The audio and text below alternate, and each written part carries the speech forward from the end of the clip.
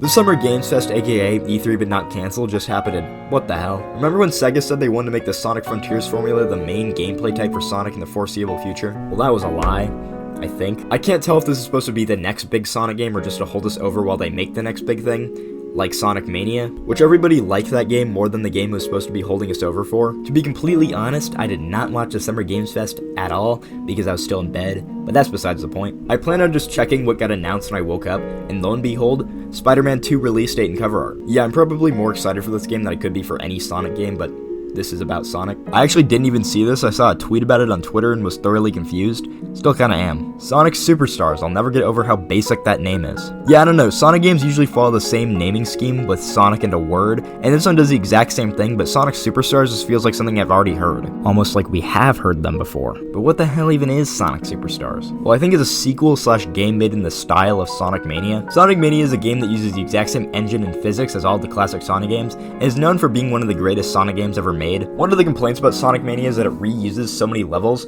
which aren't bad. In fact, I actually prefer them compared to the originals. And the original levels in the game are so good that people wanted more of that. I think this is that. You see, in the trailer, we see Sonic running through Emerald Hill Zone, but once he passes a goal, he starts to look all 3D and stuff. You see him play through a section of this level, and I can't tell if it's Emerald Hill Zone at the start of the game, like Green Hill Zone, or if this is a basic grass level. It looks good either way. I really like how it becomes sunset, and I assume the second act, but I hope this is a brand new level, not just a remake of Emerald Hill. The rest of the levels shown look like they're brand new. Also, just to point out, I really like this level with the geometric background. The only one that looks like another zone is maybe this one, which looks like Aquatic Ruin Zone from Sonic 2, but it's hard to tell from the quick time it had in this trailer. Also, I can't tell if these are wisps and they just have different colors that correspond with each playable character, or if this is a brand new thing. It's kinda hard to tell if they're wisps or something else, because all they do is when you run into a set piece, they turn you into these little squid things. Wisps are usually collected in these little tanks, so that's why it's kinda hard to tell if these are new things or wisps. I like the idea of wisps.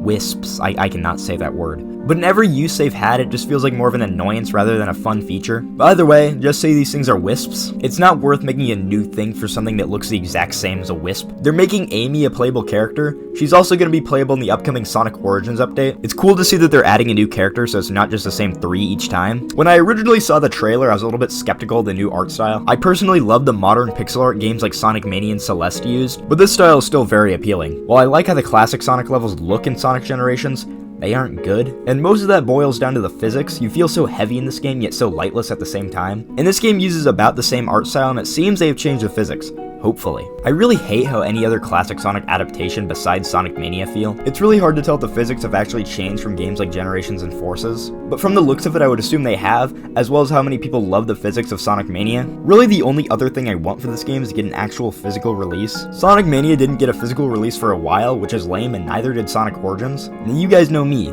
I like items on my shelf, and I would just like to own a copy of this game to put on my shelf with the rest of my games. And if you guys do go all digital, no digital deluxe, holy shit.